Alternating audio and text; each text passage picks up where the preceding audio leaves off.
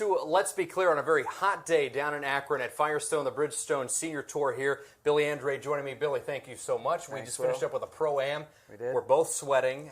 I played. You played. How did you play today? I didn't do too bad. You know, yesterday and today was just getting a look-see of the course. You know, remembering a little bit about it. I didn't play much here. I played here a few times, but you know, this is a bear. It's a hard golf course. It is. Yeah, you can't. It's long, right? You can't fake it around here. You have to hit good golf shots. If not, you're going to get penalized for it. It's right in front of you, so there's no tricks. So you really can't complain about, you know, this place is too hard or not hard enough or whatever you want to say. It's just a big boy course, and the guy who wins it on Sunday is going to be definitely the best player this week. So if you've just tuned in, this is your first time, just a reminder, I'm checking here online, and we're going to see how many questions you have for Billy, and we're going to throw them at him as you get them in. So put your questions in the comments section. But let's start off with this. I mean, you and I just finished playing this, and we're both sweating here.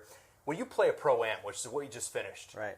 I feel sorry for you guys because I'm the guy that's out there, and I chipped in for eagle a few times today. Nice. But then I follow it up with a shank to the far right. How inconvenient or frustrating is it when you get out there with guys like me that are just so inconsistent? Not, you know, we do this all the time. You know, this is every Wednesday or every Thursday on the Champions Tour. We play in a Pro-Am. Some guys play two, and it's all about what we do. Nobody really cares, you know, about today. That makes me feel better. Yeah, I mean, I don't really give a crap how you play. I just want you to have fun, and I think that you play with Joey Sindelar, who's a great guy, one of the all-time gems out here, and you know, what you like to do as an amateur is to feel at ease, not feel intimidated or feel funky about, you know, playing well, and then all of a sudden you know you have a few bad holes. We don't care. We just want everyone to have a good time, and this is a practice round for us just to see how the course is playing. It played a little different than yesterday than today, so going into the tournament now, I have an idea of the golf course much better now, and so getting back to the amateurs and you playing, you know, we just want you guys to have fun. This has been a PGA Tour golf course for a while. Right. And now it's shifted over to the Senior Tour. What changes do they make? Do you know as far as when you guys come to town versus when Tiger and Phil were here last year? Right. I don't see much difference. I see the golf course the way it was when I played it in the 90s. It's like you said, it's long, it's hard, you have to hit it straight. And it's a tough test. It's a tough test for the young guys, and right now I think our tour staff has got a, you know, it's the first year, so that, you know, I don't know how hard they're going to set it up. I mean, how far back we're going to play. I think they're gonna figure that out in the next few days and see. With the weather, we might have a little rain coming in tomorrow, is what I understand. So that judges on how and where some of the tees are going to be. I heard maybe the par threes, they're not going to play them all the way back. They may switch them around, which would be kind of nice. So the setup, our guys, you know, they're pros. They know how to set up golf courses, and they do a nice job. Brian Clare is our head tour official that does it, and they understand. You know, we got some guys that are, you know, just starting out in their early 50s, and then we have also guys that, you know, are in their late 60s. So, you know, you don't want to make it so hard that everybody plays lousy. You want to still put on a show for the great fans of this area who have supported professional golf for, you know, decades. So hopefully we can put on a nice show this week. Give me your understanding of the you got a couple of napkins. We probably both need them right now. Great. We both got done. This was a rough round for us today. Yeah. So let's wipe off for a second. That's awesome. Thank you. Yeah, that feels good. Billy, give me your understanding of the state of golf right now. This is a game that I feel like reached its peak when Tiger reached his peak, and now they're almost looking for the next big thing.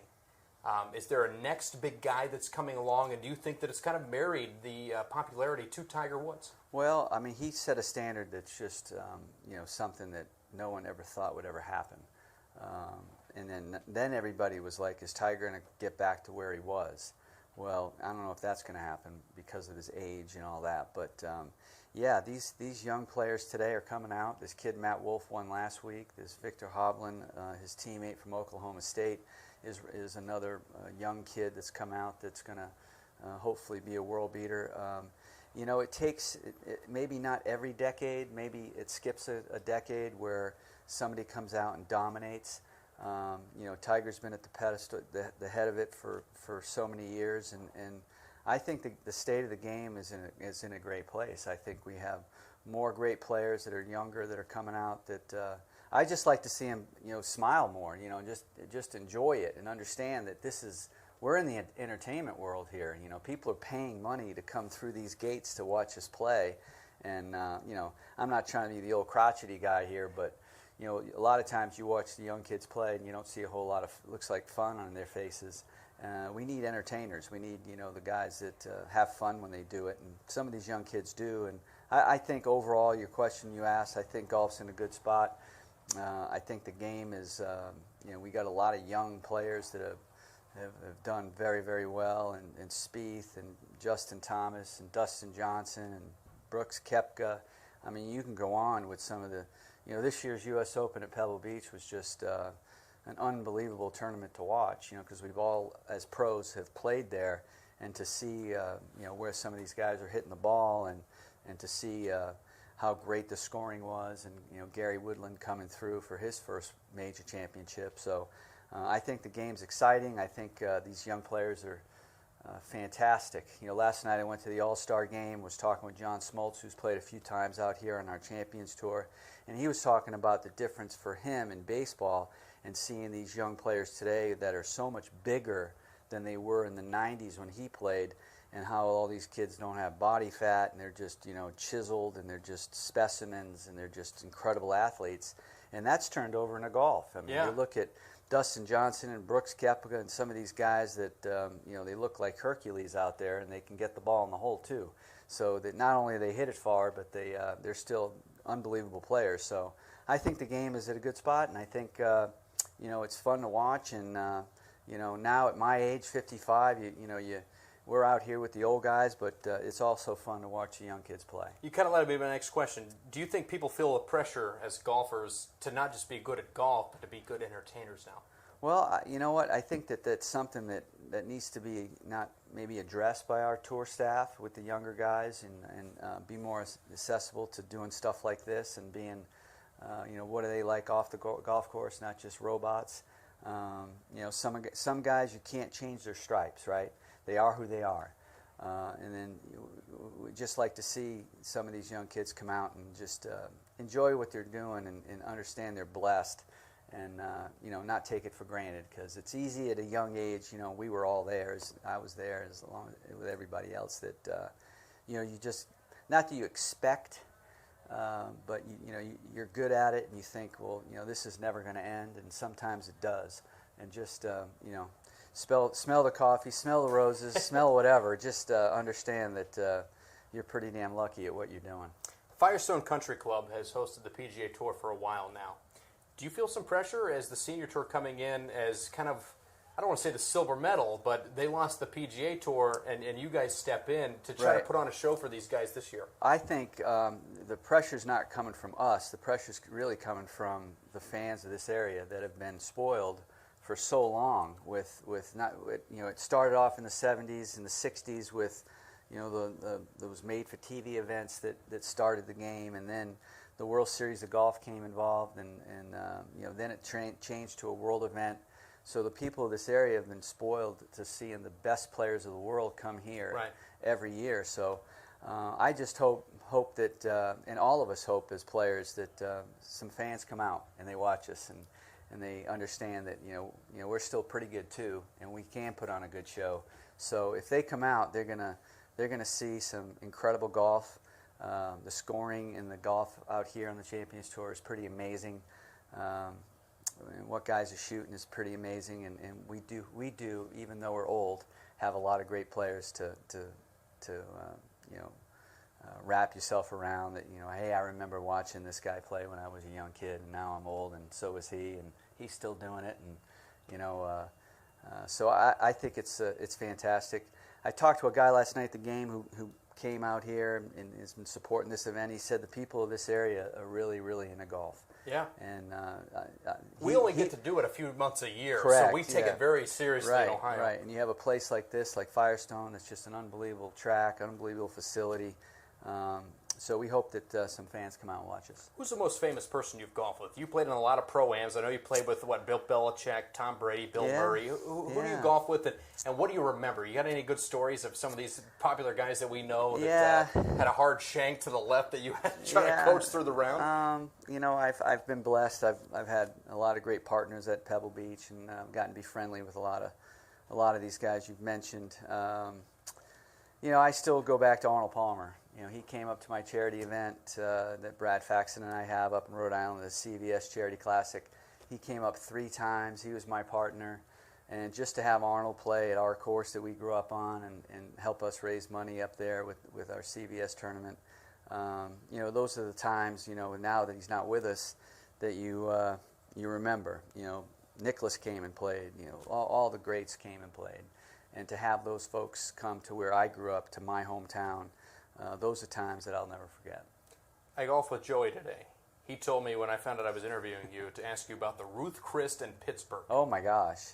Is there a story behind the Ruth Chris in Pittsburgh? Yeah, there was a big tournament there that this guy from Pittsburgh, Frank Fura, had, and it was a big money event. It was a 2-day event, and it was a Monday Tuesday event, so it was after a tournament. So we get in there and we all go to Ruth Chris, and we got a big table. Davis Love, myself, Joey. And we got a couple bottles of wine, and Joey doesn't drink.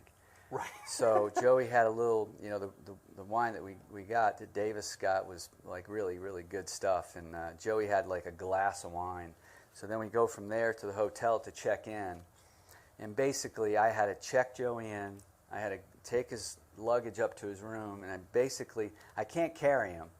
But he was so bubbly drunk. And he was kind of out of it. He didn't remember hardly any of it, and I had to put him to bed, basically. So I don't think he's had a drink since.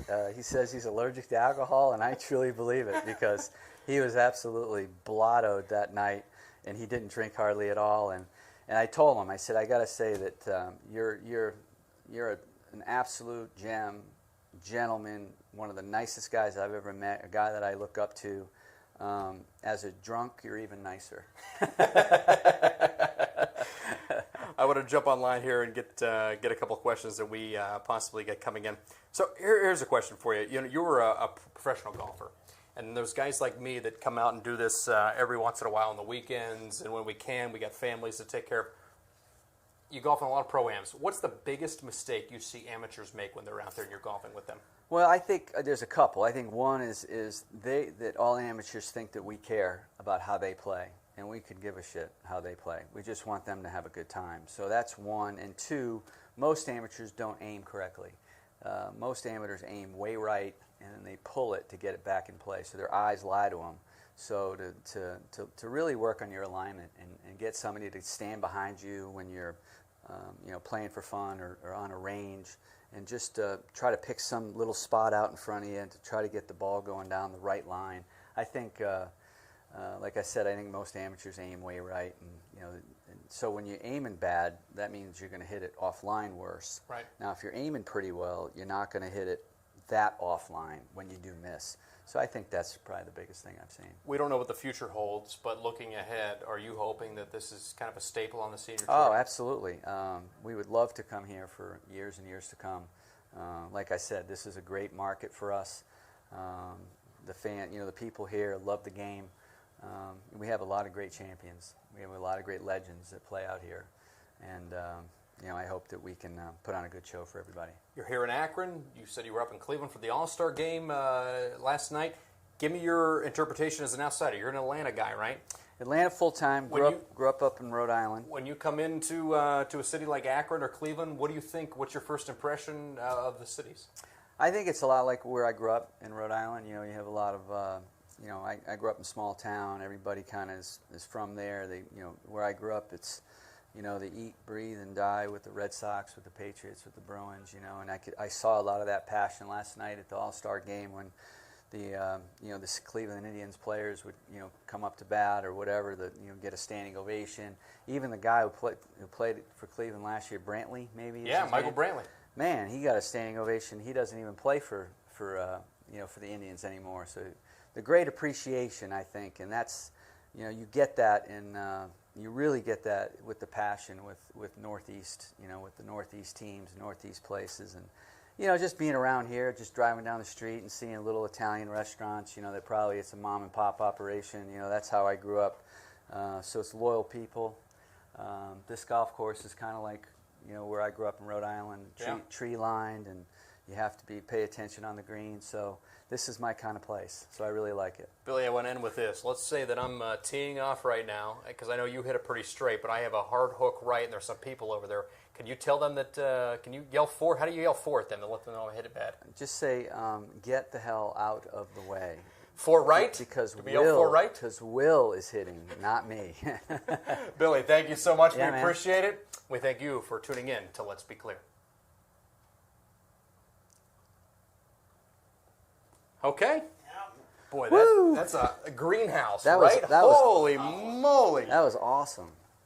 Let's give you a couple of these. I thought I sweat.